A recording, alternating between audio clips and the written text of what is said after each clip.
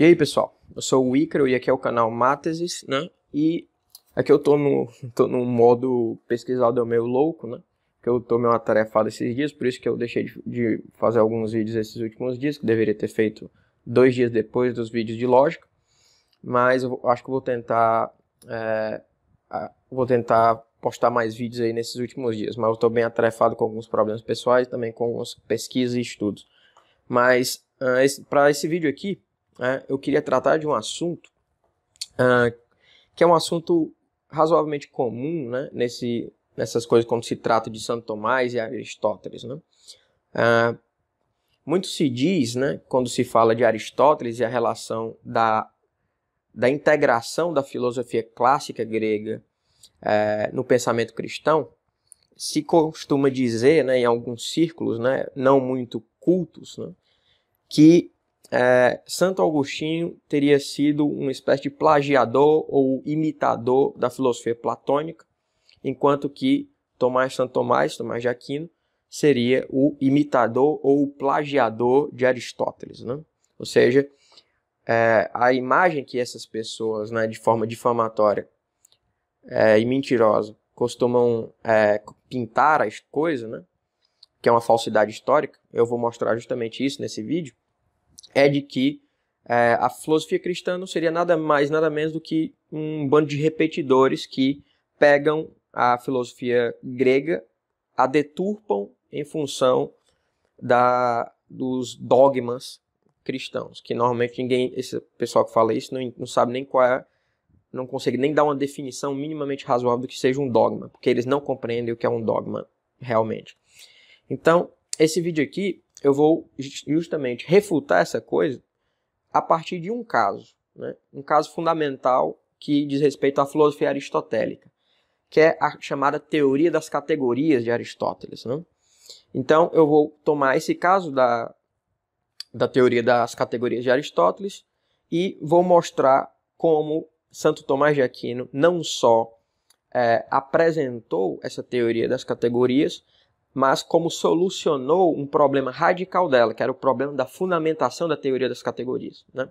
Então esse vai ser o tema desse livro aqui, desse vídeo, né? E então, se você gostou aí, já se inscreva no canal, curta, compartilhe, qualquer dúvida no decorrer do vídeo, comente aí embaixo, divulgue aí nas redes sociais, no WhatsApp, no Telegram e tudo mais, e vamos lá para o vídeo. Então, pessoal, como eu falei na introdução, né, é muito comum você ver algumas pessoas, inclusive em curso de filosofia, em curso de história da filosofia principalmente, né, quando trata da questão da relação entre filosofia clássica e filosofia grega, e a influência da filosofia clássica e a absorção da filosofia clássica na filosofia grega, falarem que Santo Agostinho seria simplesmente um copiador da filosofia platônica ou da filosofia neoplatônica, né, porque na verdade Santo Agostinho teve um maior contato com a filosofia neoplatônica, né, principalmente Plotino, do que propriamente os escritos de Platão. E Santo Tomás de Aquino, né, seria, assim, analogamente com o caso de Santo Agostinho, seria o copiador da filosofia aristotélica, né? E nessa medida, esses pensadores não seriam propriamente filósofos, né? Eles seriam copiadores e eles seriam imitadores da filosofia aristotélica, né? E teriam realizado uma espécie de adequação da filosofia de Aristóteles e Platão com a Bíblia e com a revelação cristã. Ok? Isso, para dizer o mínimo, ela é falsa, né? Ela é uma falsificação histórica. E o que eu vou mostrar aqui nesse vídeo é justamente pegar um caso fundamental da filosofia aristotélica, que é a questão da teoria das categorias, e mostrar que Santo Tomás de Aquino não só fornece não só é um intérprete de Aristóteles, mas é um desenvolvedor e um fundamentador daquilo que faltava na filosofia, uma carência teórica. Ele oferece uma fundamentação para uma carência teórica fundamental, radical, no quadro teórico, digamos assim, de Aristóteles, né? E disso diz respeito justamente à teoria das categorias, né? Então, a teoria das categorias em que consiste a teoria das categorias, né? Para quem que não tiver muito contato com isso, inclusive, e tiver muito interesse, se o pessoal tiver interesse, eu posso, inclusive, fazer uma série de vídeos, na verdade, explicando o livro das categorias, né? Ali passa explicando cada tópico ali dos antipredicamentos, depois cada predicamento, depois os pós-predicamentos, etc, etc. Posso fazer uma série de vídeos aí, que eu vou fazendo devagarzinho, de formação para quem tiver interesse. Então, quem tiver interesse, coloque aí nos comentários que eu posso estar fazendo essas séries aí. Se eu ver que o pessoal tem interesse, eu posso fazer. Então, mas voltando lá para a teoria das categorias, e depois eu vou explicar como Santo Tomás de Aquino fundamenta essa teoria das categorias, né? Então, para isso a gente tem que entender o que é essa teoria das categorias. A teoria das categorias, né, é uma teoria que Aristóteles apresenta, principalmente no livro das categorias, né, e apresenta também em outros livros, né? Então, essas categorias, né, no livro das categorias, são apresentadas 10 categorias, né? Essas categorias são a substância, né? Normalmente as pessoas traduzem como substância, que em grego é chamado de ousia, né?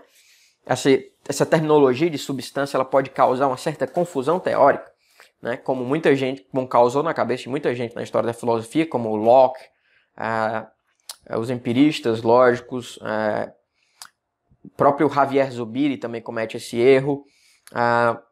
Mais contemporaneamente, Lawrence Puntel e outros teóricos cometem esse erro. E qual é esse erro?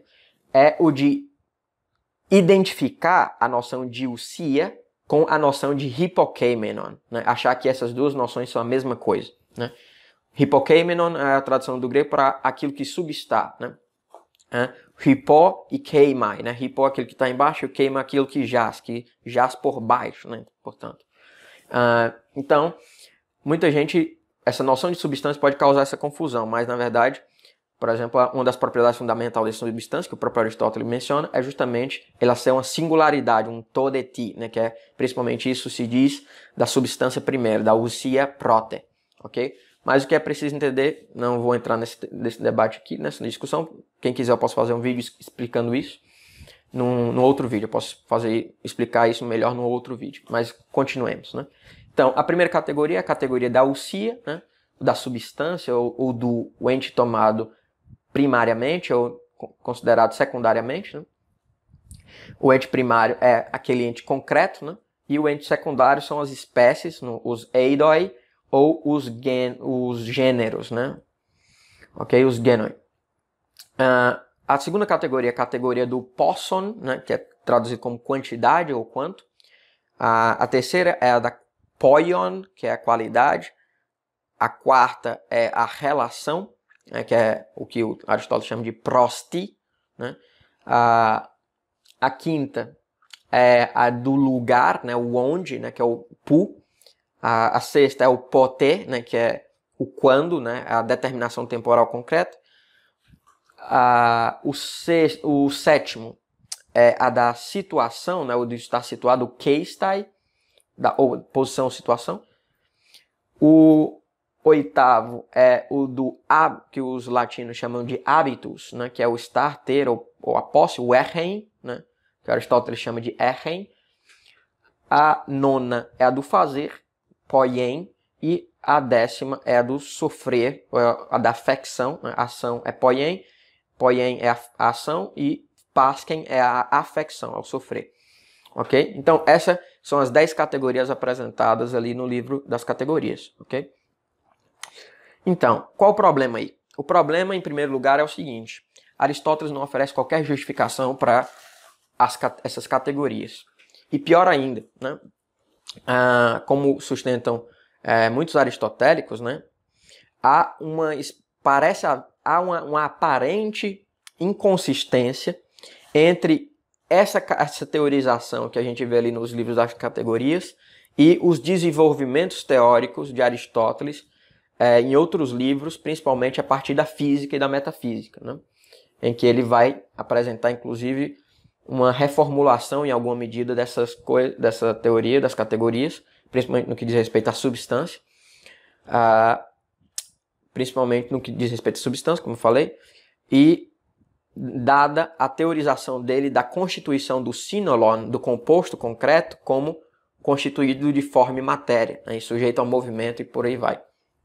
Então, muitos autores aí, né, principalmente a partir disso, viram aí uma série de problemas, né? Então, aí você vê teóricos aí como o Acrel, Tredelenburg, Michael Baumer, Paul Stutman, por aí vai, né? Muita gente mesmo que entraram nessa discussão sobre isso, né? Sobre essa aparente inconsistência, né?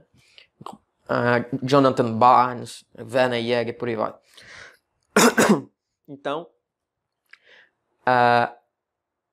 o segundo problema que a gente pode observar é que Aristóteles, em outras obras, né, entre essas que eu mencionei, na física, metafísica, também nos análises posteriores, nos tópicos, ele oferece um número menor de categorias, né? Então, ora ele oferece 8 e por aí vai. No caso do livro dos tópicos, né? Então, o que alguns aparentam é que não haveria uma justificação, não há, na verdade, pela primeira razão, porque ele próprio não justifica, porque é 10, e segundo, ele próprio, em outros contextos, apresenta um número menor, né? Ora reduzindo algumas categorias a outras, ok?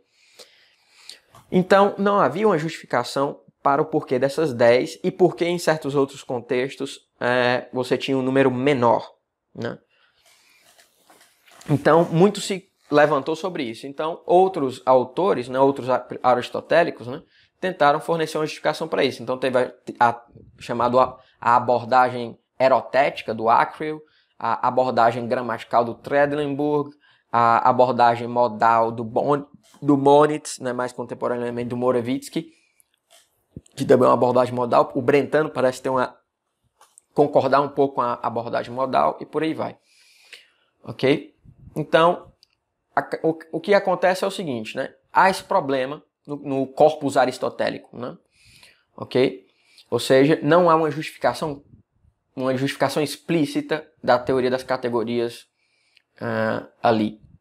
E o que acontece é justamente que aonde a gente vai encontrar uma justificação fundamental e metafísica, inclusive que explica o porquê não há uma inconsistência, não há uma inconsistência no corpus aristotélico a respeito disso, né?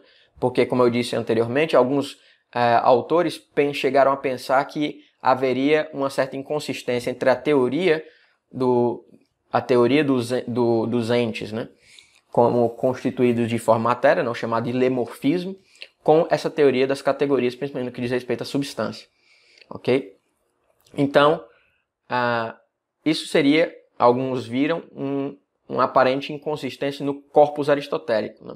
E o que acontece é justamente que Santo Tomás de Aquino, né, desenvolveu uma justificação da teoria das categorias e que, inclusive, explica o porquê tal teorização no livro das categorias não é inconsistente com a teoria ilemórfica, ok? Ou seja, a teoria dos predicamenta, na verdade, ele está fundamentado nessa teoria ilemórfica. Ele não é inconsistente com essa teoria. E é justamente isso que Santo Tomás de Aquino faz, né? E onde ele faz isso? Ele explica essa questão justamente em dois momentos, né? Em dois comentários, na verdade, né? Que o primeiro é o comentário A Física de Aristóteles, que é justamente um dos momentos em que alguns autores julgam que há uma aparente inconsistência, né, entre a teoria das categorias e a teoria do ilemorfismo. E o outro é o comentário à metafísica. Okay? E o que é que acontece nesses dois comentários? Né? Ele vai justamente dizer que essas formas de predicação elas estão radicadas em aspectos dessa estrutura ilemórfica, né, da estrutura hilética, digamos assim, né, da estrutura ontológica hilética e da estrutura ontológica eidética, né, que é a estrutura da matéria e da forma. Ok? E isso se dá porque ele distingue 3 modos de predicação. Então você tem a predicação quiditativa, ou da essência, né, que diz o que é a coisa, o que é o sujeito, e essa forma de predicação ela é a forma de predicação que está radicada na ousia, né? E aí você tem a justificação justamente da categoria da substância. Você tem um segundo modo de predicação, que é o modo de inersão do inest, né, do INEST, ok? E essa forma é um modo de predicação por denominação ab intrínseco, né, que é aquilo que é um modo de predicação por denominação ab intrínseco. E nessa categoria nós teríamos a justificação da quantidade e da qualidade, né? A quantidade seria essa forma de predicação ab intrínseco, né, que seria o que ele chama de ut consequens materiam, né, no caso da quantidade, né, ou seja, aquilo que se segue da matéria, ok?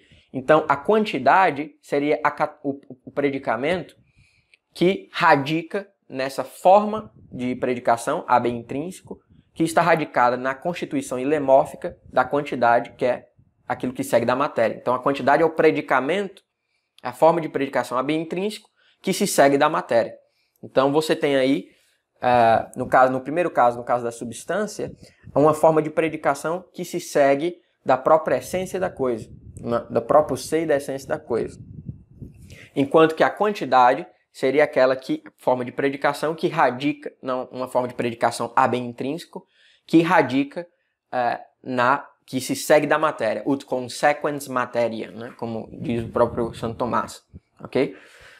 Uma segunda forma, no caso da qualidade, né, é uma forma também de predicação ab intrínseco, que ut consequens formam, que se segue da forma, ok? Então, aí novamente nós temos uma justificação, né, da predicação da qualidade a partir do seu grounding, né, a gente diria hoje, na ontologia, o grounding da predicação de qualidade radicaria na constituição da forma, né, ou seja, ela se seguiria da forma. No caso da qualidade, por meio de uma predicação ab intrínseco, ok? E haveria uma terceira forma, um terceiro modo de predicação, que é quando o sujeito quando se predica algo que se denomina ab extrínseco. E aí você teria os outros predicamentos, ok? E aí você teria as formas de denominação hominum e por aí, e secundum aliquid, e aí você teria a justificação dos outros predicamentos, que são predicamentos secundários, eu não vou me ater aqui. Mas só por isso que eu apresentei aqui, já dá para ver que essa teoria de Santo Tomás de Aquino resolve os dois problemas fundamentais da discussão dos aristotelistas, né? Que o primeiro é que há uma fundamentação para a teoria das categorias, né? Para os 10 predicamentos, né? Se você for ver lá, para quem quiser mais precisamente, essa justificação está no livro, a discussão sobre o livro 3 da Método da Física, né? Na lição 5, né? Na lição 5 do livro 3 da Física, né? O comentário ao livro da Física, livro 3, lição 5, número 322. Né? No caso da metafísica, é a lição 9 do livro 5º da Metafísica, número 889 e 892. Ok? Então, essa teoria de Aristóteles, essa teoria de Santo Tomás de Aquino, né, esse desenvolvimento, essa justificação, fundamentação teórica da teoria das categorias aristotélicas é fornecida por Santo Tomás de Aquino e ela resolve justamente os dois problemas que eu mencionei que a gente encontra na literatura a literatura aristotélica, né, inclusive contemporânea, ok?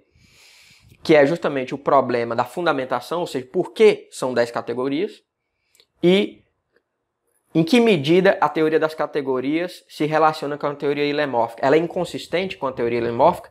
Então, a teorização, né, o desenvolvimento teórico, metafísico e predicamental que Santo Tomás nos apresenta, não só resolve o problema da justificação, da fundamentação da teoria das categorias, dizendo que realmente são 10, e fornecendo um fundamento ontológico para essas predicações, para os predicamentos, e não só isso, né?